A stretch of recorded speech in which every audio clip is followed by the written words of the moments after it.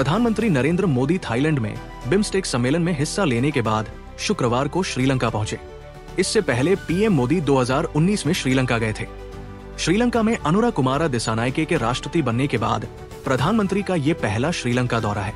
PM Modi की इस यात्रा के दौरान दोनों देशों के बीच रक्षा, ऊर्जा, व्यापार और कनेक्टिविटी से जुड़े समझौते हुए हैं।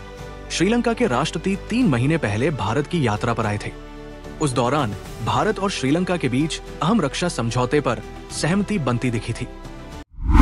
दिल्ली के लोगों को दिल्ली सरकार ने शनिवार को बड़ा तोहफा दिया है।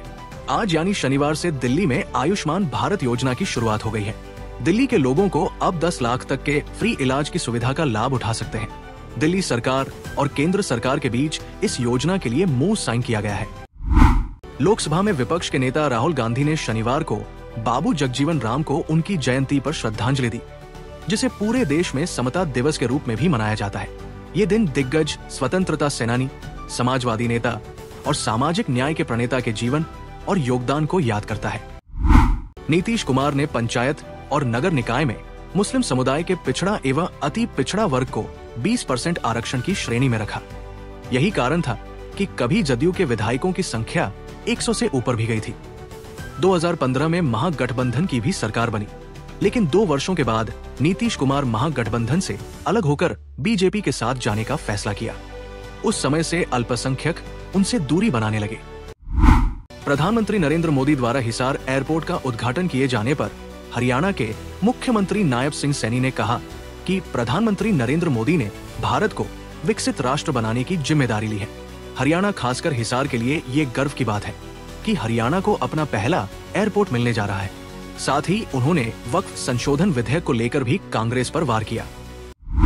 लोकसभा और राज्यसभा से पास हुए वक्फ संशोधन विधेयक को सुप्रीम कोर्ट में चुनौती दी गई है। किशनगंज से कांग्रेस सांसद मोहम्मद जावेद ने इस विधेयक के खिलाफ याचिका दायर की है। उनका कहना है कि ये विधेयक मुस्लिम समुदाय के प्रति भेदभावपूर्ण है और उनके मौलिक अधिकारों का उल्लंघन करता है। याचिका में सांसद ने अनुच्छेद 14, 25, 26, 29 और 301 के उल्लंघन का आरोप लगाया। उत्तर प्रदेश में रामनवमी को लेकर प्रदेश सरकार 42 जिलों में हाई अलर्ट जारी किया गया है। प्रशासन का कहना है कि पर्व के दौरान किसी भी तरह की अराजकता बर्दाश्त नहीं की जाएगी और शांति व्यवस्था बनाए रखने के लिए पूरी ताकत झोंक दी गई है। आज महाअष्टमी है, जिसकी वजह से लोगों को कंफ्यूजन पैदा हो गया है कि आज बैंक खुले हैं या बंद।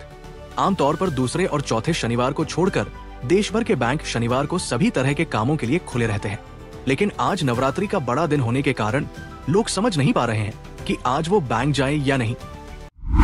अमेरिका द्वारा कम्युनिस्ट देश द्वारा निर्यात किए जाने वाले सामानों पर टैरिफ बढ़ाए जाने के बाद भारत ने सस्ते चीनी आयातों को देश में डंप होने से रोकने के लिए निगरानी बढ़ा दी है। वाणिज्य सचिव सुनील बर्थवाल ने स्थिति का जायजा लेने के लिए कई बैठकें की है। सरकारी अधिकारी जमीनी हकीकत का व्यापक दृष्टिकोण प्राप्त करने और भारतीय अर्थव्यवस्था की रक्षा के लिए रणनीति तैयार करने के लिए उद्योग के साथ भी संपर्क में है। चेन्नई सुपर किंग्स CSK को दिल्ली कैपिटल्स के खिलाफ हार का सामना करना पड़ा। ये उसकी इस सीजन लगातार तीसरी हार है। CSK अपने घरेलू मैदान पर भी हार का सिलसिला खत्म नहीं कर सकी। वहीं दिल्ली ने जीत की हैट्रिक लगाई।